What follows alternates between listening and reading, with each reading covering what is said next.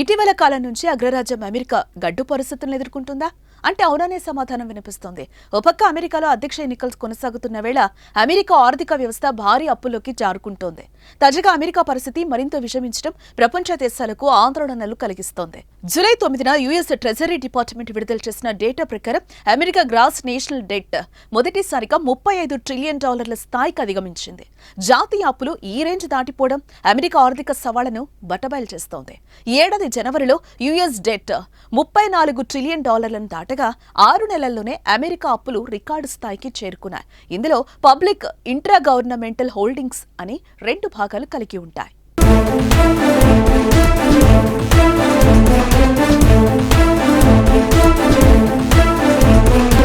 America constant growth, economic pressure, government activities కొనసాగించడానికి అధికంగా లోన్లపై ఆధారపడటాన్ని ఈ రిపోర్ట్ హైలైట్ చేసింది. అయితే అమెరికా ఇలా అప్పుల మీద ఆధారపడటానికి దారితీసిన కారణాలను పరిశీలించగా కీలక అంశాలు వెలుగులోకొచ్చాయి.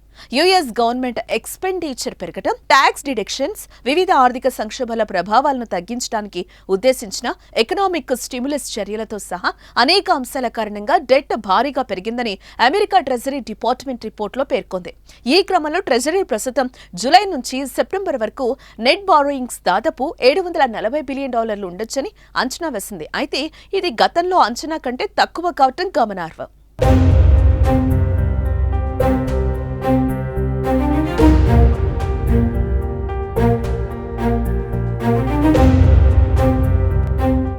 అమెరికా ట్రెజరీ ద్వారా లీగల్ గా లిమిట్ గా విధించబడే మొత్తం జాతీయ రుణంపై డెట్ సీలింగ్ విధించారు.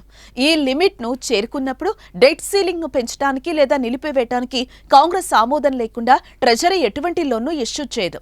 ప్రస్తుత ప్రొసెక్షన్ లా ప్రకారం వచ్చే ఏడాది ప్రారంభంలో డెట్ సీలింగ్ తిరిగి ప్రారంభమైన తర్వాత ట్రెజరీ క్యాష్ బ్యాలెన్స్ తగ్గుతుందని స్పష్టం చేస్తుంది. ఇటీవల ఫెడరల్ రిజర్వ్ తన ట్రెజరీ హోల్డింగ్ల రన్ ఆఫ్ ను స్లో డౌన్ చేసే ప్లాన్ ను ప్రకటించింది. ఈ నిర్ణయం ప్రజలకు గవర్నమెంట్ సేల్ చేయాల్సిన లోన్ అవసరాన్ని తగ్గించింది.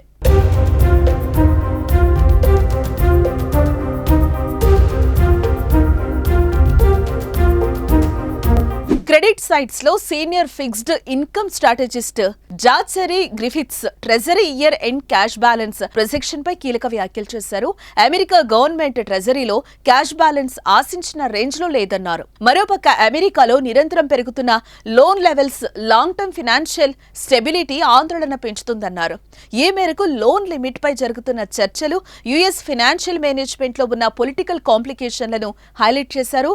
లోన్ లిమిట్ ను సకాలంలో పరిష్కరించడంలో ఫెయిల్ అయితే ప్రభుత్వం షట్ డౌన్ అయ్యే ప్రమాదం ఉందని, దీంతో పాటు డెట్ ఆబ్లిగేషన్స్ పై డిఫాల్ట్ తో సహా అనేక ఆర్థిక ఇబ్బందులకు దారితీస్తుందని వివరించారు.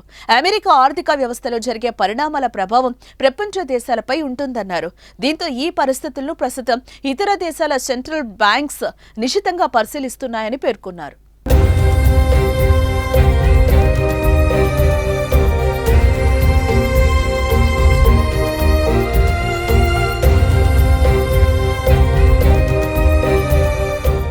కాగా అమెరికాలో ప్రభుత్వం రుణ పరిమితిని పెంచాలని గతంలో నిర్ణయించింది.